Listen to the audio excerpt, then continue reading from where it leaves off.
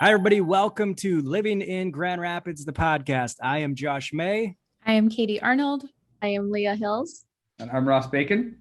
All right. And we are excited to be here today talking about episode 6 of the podcast, Living in Grand Rapids. We're going to talk about the music industry. We're going to talk about opportunities for people to get involved in some indoor concert venues. This was really cool because we just shot our 3x3 video series that is now live for July. We talked about things going on outdoor. We got some great outdoor festivals that I want you guys to check out by clicking the link, getting informed of those opportunities coming up. But let's talk about some indoor concert opportunities. Now, this is a good one because Ross, Katie, Leah, we all know people in the music industry. Some of us here have some pretty hefty background in the music industry. And this is a industry that's been affected the most by the pandemic. I mean, talk about an industry that was completely shut down, and we want to do our best to support the local music community. So, Katie, why don't you kick it off? Let's get this party rocking. Yeah. So actually, I'm kicking it off with an outdoor venue because we're going to talk about the concerts that are happening at Meijer Gardens this summer. And they run from July through September. And a bunch of these concerts are actually already sold out. Some of the names that were really catching my eye for anyone from my generation, you've got like OAR and Indigo Girls, both sold out shows, but there's some other great ones. Toad and the Wet Sprocket are on there. I mean, I highly encourage people to go out and support live music. It has such a big place in my heart coming from the music industry. So yeah, let's show them some love right now. You know, I heard OAR is sold out in 15 minutes. Oh, wow. It's crazy. Yeah, every year that's probably one of the hottest concerts at Meijer Garden. One of the best music scenes from an outdoor perspective in Grand Rapids is Meijer Gardens. I mean, I go there every summer, a couple concerts. You guys feel the same? Incredible spot, great place. Absolutely. Yes. And you've got the Grand Rapids Symphony that plays there too. So we're not just talking about national touring artists and bands, though those are great too. But, there's music for everyone's kind of style choice. I would say it's the most family-friendly venue in the city. I would say Studio Park. We'll talk about Studio Park in a little bit, but I think Meijer Garden's great because you get to bring your lawn chair. It's very relaxed. You just kind of relax. And the shows always end or start when the sun is setting. So it starts out hot and becomes cool and lights come on. I mean, it's a very, very cool experience here in West Michigan. I love it. Let's keep talking music. And unless you guys want me to sing, do you want me to sing for a minute since we are talking music? Or... Only if you get one of those washboard things with that hat. Okay, perfect. All right, Leah, I know you got something good for us. What do you got? Yeah, so I'm going to talk about the GLC Live at 20 Monroe. So they have changed their name. So it's not just 20 Monroe Live anymore. It's the GLC. So it's the Gun Lake Casino. Fun fact, I did not know that until just recently. I think they just found changed this out it. too. I think it happened last week. They bought the naming rights to the venue, it sounds like, if I'm correct. Yeah, they're the title name sponsor for 20 Monroe. Yes. So did they buy 20 Monroe? No, it's still owned by Live Nation. Okay. But they're the title sponsor. Yes. Okay. Great. Kind of like Co-America Park, bank owns it. Yeah. Exactly. It's this same. That's actually how I was talking to Leah about this the other day when we were trying to figure out if it was sold or if the name changed or what was going on. And yeah, it's the same as with sports when, stadiums change names after a few years. So if you're still out there looking to buy a music venue and you're just sitting on $14 million of cash, it's still for sale. Might be. Correct. Okay. Got it. Anyway. Some of our listeners out there, we're in real estate. It's That's for sale. True. We'll help you out. Yep.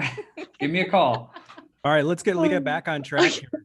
All right. So 20 Monroe Live, I love going here. I love the small venues. So I know we're going to talk about the intersection also, but I am more of the small venue. It's more my cup of tea, but I love 20 Monroe. Actually, their first one that's listed is actually a concert I'm going to. It was actually supposed to be last year, but it got canceled. So the Dermot Kennedy, I still have tickets from last year, and that is the first one that is going to be offered at 20 Monroe. It's the August 14th. So Take me. Yeah, I am eyeing that concert. Oh my gosh. I mean, we've been looking forward to it for a year now. So oh my God. I'm so jealous. Take me. He's one of my favorites. But yes, it looks like they have about 17 events. I'm gonna say events because it looks like they have comedy tours, not just concerts. So they have comedy going on. It all goes through next year also. So they're booking up pretty fast and they're adding more events all the time. So keep a look on the 20 Monroe Live website. Awesome. Yeah, that'd be awesome. What a great place. Such a cool spot to hang out and It's probably one of the enjoy. cleanest venues. Yes. I've been to. It's got that new feel still, you know, it's only a couple of years old. So Yeah. that's awesome. Ross, where are we going next? Take us in another direction. Just like the 3x3, you know, it's I'm going to take it a little more alternative, underground, acquired taste. You know, the Intersection, you know, they host a wide variety of shows. I'm looking here at the schedule that they have coming up, and you know, I have a very close, you know, I hold the Intersection close to my heart because I personally have played there. It's one of my favorite venues to go see a show at. It's small, it's intimate. And I've seen a lot of, you know, bands that end up moving on to become like huge in the business. So, you know, a couple band shows that really stick out to me, you know, Black Dahlia Murder is one of my favorite like metal bands. They put on a fantastic show. So it's going to be pretty hardcore death metal sounding. Probably not for the faint of heart, but a great show and a great performance they put on. You know, one other thing they have on September 2nd, they have emo night. So they have a cover bands that cover all the, you know, the emo songs from the mid 2000s that a lot of us probably listened to back then, like The Starting Line, All Time Low, Census Fail, bands like that. So what's great about the Intersection is, you know, it's not just the main room anymore. You know, they have the Stash up front for the smaller market bands. They have the Elevation, which is down in the basement. So all these venues that they added to the same building have been added on only in the past couple of years. So they really haven't been around that long before COVID hit. I've been to Elevation, I've been to the Stash. They have a small room for very intimate acoustic shows. So, I mean, it's just an all around fantastic venue, and they draw a lot of really big name bands for a small market like such as Grand Rapids. So it's a great show. They have an awesome lineup, and I'm happy to see them releasing new shows daily. So check that out. It is indoors. Occasionally, they do have a stage set up outside in the back in the parking lot. I've noticed that they're hosting quite a few country shows this year. So go to sectionlive.com, check out the list. There's plenty of tickets available for a lot of shows, and try that out. I love it. So any other venues? Because I want to recap. I want to recap what we talked about in July. Any other venues we want to give a shout out to, Katie? I think Studio Park is another Studio one. Park. Let's give Studio Park. Brand new. Yeah, Ross. we were talking about Founders has a lot of concerts and stuff too, and shows to check out. So you got Studio Park, you got Founders. Let's recap this. You got the Intersection, you got GLC, 20 Monroe Live, Gun Lake Casino is the new name. And Katie mentioned Meijer Gardens. Mm-hmm. And can't forget the Outdoor Music Festival. So like I said, we talked about this. We got Breakaway Festival coming up in August. We got I think it's Old Dominion, Ross. Was that right? The concert in July. And then you had talked about a heavy metal concert or festival going on in July, Ross. Yes, Upheaval.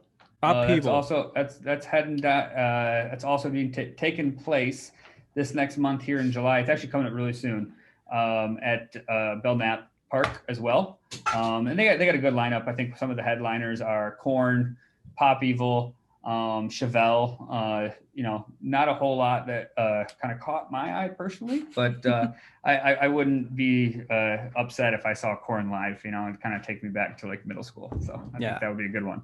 Ross, I want to see you at one of these concerts. Like, I'm very much I like to, you know, everybody that I go with really likes to get in there and do the hardcore dance, and I'm more of a kick back by the bar and enjoy and watch the show. So I don't get too crazy. Occasionally, it's got to be a really, really good show and get my attention and get me in there. Hey Ross, you would know this since you're into heavy metal so much. What's that scene where you have two sides of the crowd, and once they drop the beat, they just collide together? That's a big thing in like the heavy metal scene, right? It is. I don't know exactly who that started with, but the band that comes to mind, I think, was one of the first to do it was Slipknot. And it's very dangerous. I've seen it before. You do not want to be caught in the center of that, or else you're going to be hurting. So much to see here this summer, and it feels good to talk about the music industry again. I don't know about you guys, but feels like Grand Rapids, so many things going on with music. You can be involved with any opportunity you want over the next 30 to 60 days. So thank you so much for tuning in. We'll let you guys get back to living in Grand Rapids, and we'll chat with you soon.